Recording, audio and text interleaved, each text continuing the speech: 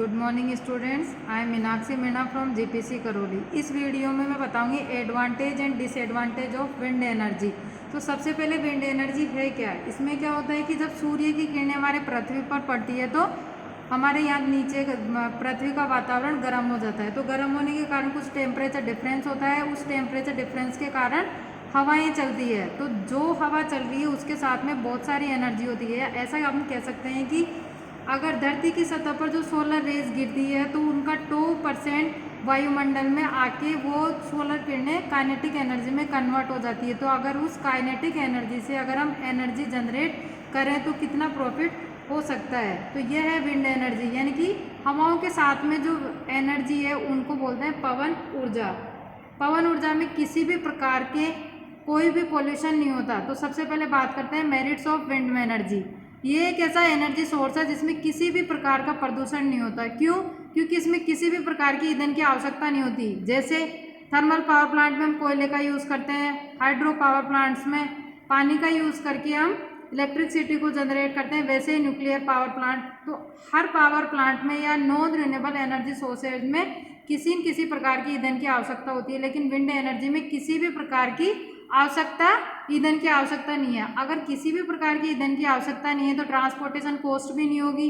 दूसरी, ईंधन को स्टोरेज करने या फ्लू गैसेज जैसी या एस जो कि हमारे राख की प्रॉब्लम होती है वो विंड एनर्जी में किसी भी प्रकार की प्रॉब्लम नहीं होगी।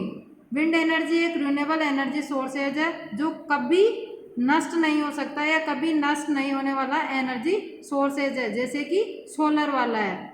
दूसरी बात, विंड मिल्स को ऑपरेट करने का खर्चा भी बहुत कम है।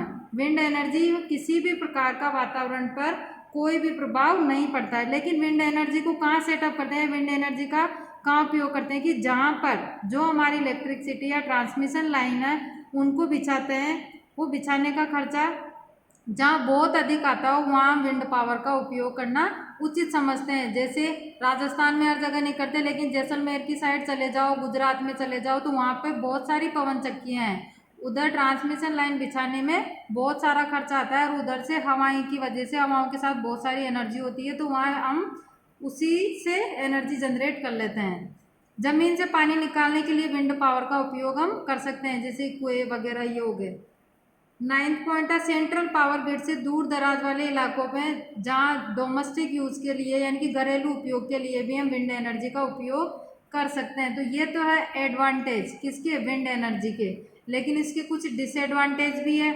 तो सबसे पहले डिसएडवांटेज इसका पहला पॉइंट है कि जब भी विंड मिल्स को हम ऑपरेट करते हैं तो वो बहुत आवाज़ करती है, तो इसमें नॉइज वाला पोल्यूशन बहुत अधिक होता है। तो विंड, दूसरा होता है कि विंड प्लांट में हम जो चक्कियाँ यूज़ करते हैं उनका वजन बहुत अधिक होता है, तो उनको एक जगह से या दूसरी जगह ले जाने के लिए कह सकते हैं ट्रांसपोर्टेशन वाली कॉस्ट है वो अधिक होती है। ध्यान रखना, ईंधन की आवश्यकता नहीं होने के कारण ईंधन की जो ट्रांसपोर्टेशन कॉस्ट वो नहीं होती, लेकिन जो पवन चक्कियाँ होती हैं उनका वेट अधिक होने के कारण यहाँ पे इसकी कॉस्ट बढ़ जाती है। दूसरा, अगर पवन चक्कियाँ बड़ी है तो इसके लिए बड़ी को सेटअप करने के लिए हमें लार्ज एरिया की रिक्वायरमेंट भी होगी, यानी कि पवन चक्कियाँ वहाँ स्थापित कर सकते हैं जहाँ पे हमारे पास में बहुत सारा एरिया अवेलेबल हो।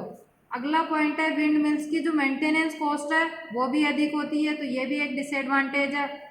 पांचवा टॉपिक है, इस पॉइंट है इसका कि जब भी ही हवा चलेगी तभी पवन चक्कियाँ चलेगी, वैसे तो चल नहीं सकती। तो जब पवन चक्कियाँ चलेगी तभी हम एनर्जी जनरेट कर सकते हैं।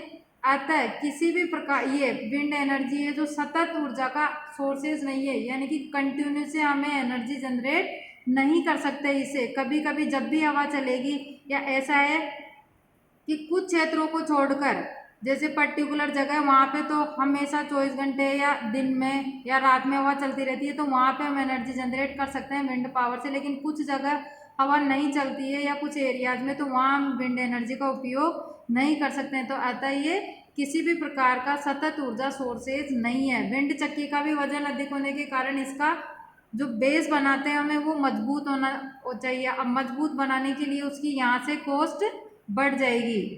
Thank you.